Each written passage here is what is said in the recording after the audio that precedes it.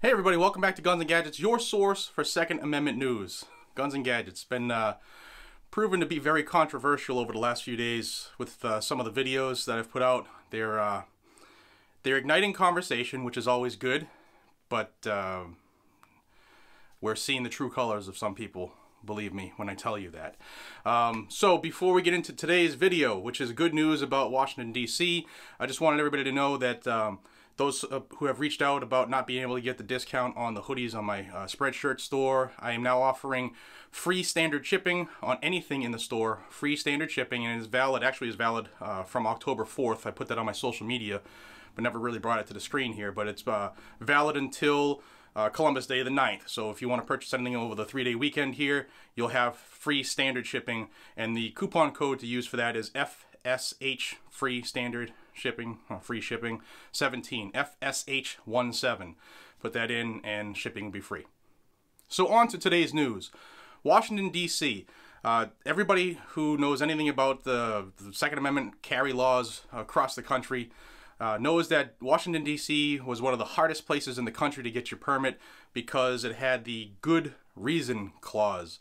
You could pass all the background check, you could get all the required training that they have, but if you didn't have a good reason that was more than just, I want to exercise my Second Amendment rights, I live in a high crime area, I want to protect myself and my family, you know, all the things that all the constitutional landmark cases before July proved that you could do. Well, DC was like, nah, sorry, we're DC.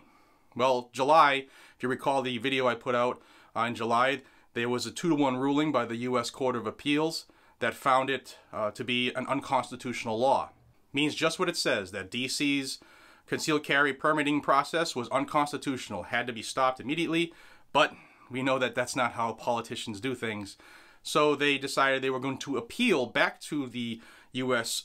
Court of Appeals in the Washington, D.C. district to receive an en banc hearing, which was, instead of the 3 justices that heard the case, they wanted every one of the justices so that it could really be scrutinized and go over it again. So, not too long ago, actually I think it was October 1st, I put up a video that they were denied the en banc request.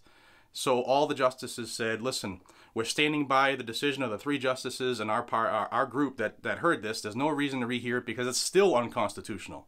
DC and the powers that be there and the district attorney had a 10-day window in which they were to decide if they were going to follow the ruling of the U.S. Court of Appeals, the 2-to-1 ruling, Wren versus DC, and also the kick in the ass when they were denied en banc, that the ruling was going to stand. They had to decide if they were going to follow that or appeal to the United States Supreme Court. And I'm going to be honest, many of us thought that they were just going to appeal this because why not, right? Why not force gun control nationwide? Because if this passed, if the Supreme Court heard this and stood by this ruling, instantly across the land, there would be a good reason clause that would be an option for every state.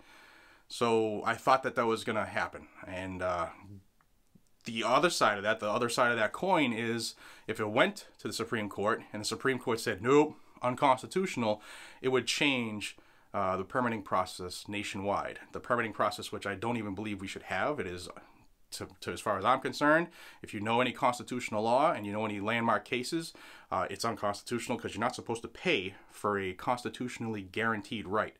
We don't pay for First Amendment rights. We don't pay for Fourth Amendment rights. But some states have to pay for Second Amendment rights. All right, different video. But DC has decided yesterday that they will not go to the Supreme Court. They're not going to appeal. So the good news is that the good reason clause in Washington, D.C. is dead. Absolutely obliterated, unconstitutional. So those of you who have already applied for your concealed carry permit in DC and were denied based on the good reason clause, you can now reapply for free with no fee, and your application will be looked at again and reconsidered without that clause, which was the reason that you were denied. So get that done, get your permit. Those of you who have already submitted an application and it's still in the process, so you have not received a denial, you do not have to reapply. They're going to relook at all the applications that they have, take away their communist good reason clause, and be deciding those cases based on the way they should have been all along. And then if you are about to apply, which you should now it's going to be actually the way it should be. You can get your permit based off the majority of the land's laws for the permitting process. You know, pass the background check. DC has a training requirement. Get all that done, submit your application, you should be good to go. If you want to read the statement that was put out by the district attorney in Washington, D.C., I'll have the link in the description, but all you really need to know is the good reason clause is gone. It was unconstitutional. If you have applied and been denied, reapply without a fee. You'll be reconsidered. If your application is in process, they're not going to use that clause against you. And if you're about to apply, make sure you have the requirements that meet the training and the background, and you will be good to go. I hope this information puts a little smile on your day, considering in the last 2 days we've lost the SHARE Act, the Hearing Protection Act, the National Concealed Carry bill. We've lost that, and the NRA is actually pro the ATF reconsidering bump stocks for the ban, and all the Republicans and Democrats across the country are screaming ban right now. So here's a little bit of, just a little bit of good news. I hope it brightens your weekend. Have a great weekend. Please thumbs up on the video if you like the news.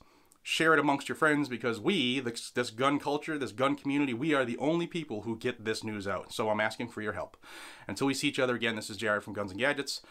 Remember that free shipping on the store if you want to purchase any of my my designs. They come in not just shirts, hoodies, mugs, all kinds of stuff, cell phone cases, all kinds of stuff on there. Please check it out. Link is always in the description, as well as all my social media.